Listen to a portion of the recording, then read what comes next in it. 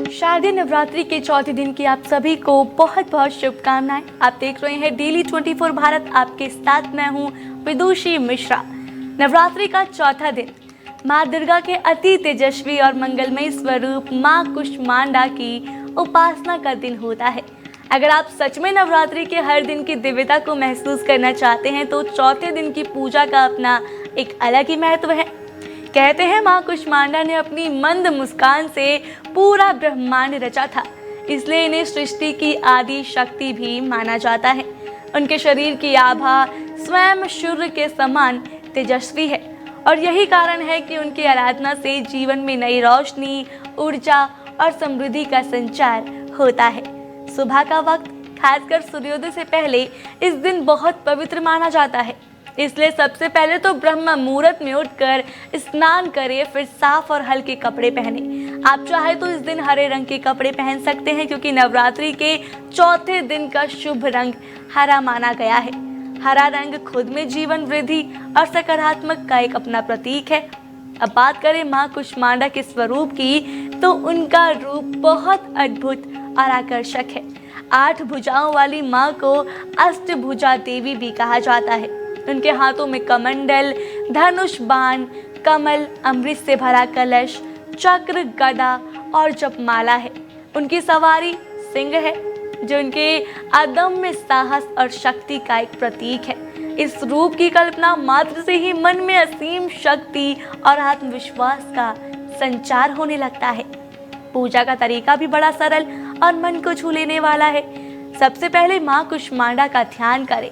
उनके सामने धूप, गंध, अक्षत, लाल रंग के ताजे फूल, फल और श्रृंगार का सामान अर्पित करें। अगर घर में लाल कमल, लाल गुड़हल या गेंदे के फूल हो तो और भी अच्छा है, क्योंकि माँ को ये लाल रंग के फूल बहुत प्रिय हैं। पूजा के अंत में माँ को भोग चढ़ाना बिल्कुल ना भूलें, क्योंकि बिना भोग के पूजा अधूरी मानी जाती है। अब सवाल आता है कि माँ को कौन सा भोग सबसे ज़्यादा पसंद है, तो मान्यता है कि माँ कुष्मांडा को मालपुआ बहुत प्रिय है। मालपुए की मीठी खुशबू और स्वाद माँ को प्रसन्न करने का सबसे आसान तरीका है। अगर आपके पास समय कम है तो दही और हलवे का भोग भी चढ़ा सकते हैं। कहते हैं कि जो भक्त पूरे मन से माँ को उनका प्रिय भोग अर्पित करते हैं, उसकी हर मनोकामना पूरी होती है। मंत्रों का जप इस दिन की पूजा का सबसे अहम हिस्सा होता है। जब आप माँ की आरती करें तो पूरे विश्वास के साथ मंत्रों का उच्चारण करें। माँ का मूल मंत्र है ओम देवी कुष्मांडाय नमः। इसे कम से कम 108 बार जपने का प्रयास करें। इसके अलावा बीज मंत्र भी है, ऐं ह्रीं क्लीं कुष्मांडाय नमः। ये भी बहुत शक्तिशाली माना गया है।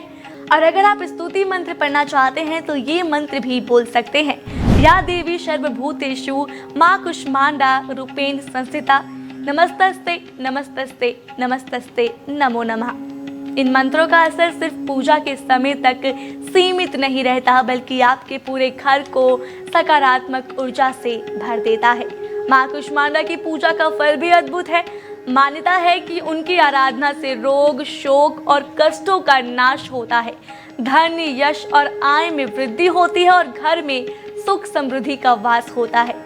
ऐसा भी कहा जाता है कि जिनके जीवन में अंधकार या निराशा है, माँ कुष्मांडा की कृपा से उनका जीवन भी सूरज की तरह जगमगाने लगता है।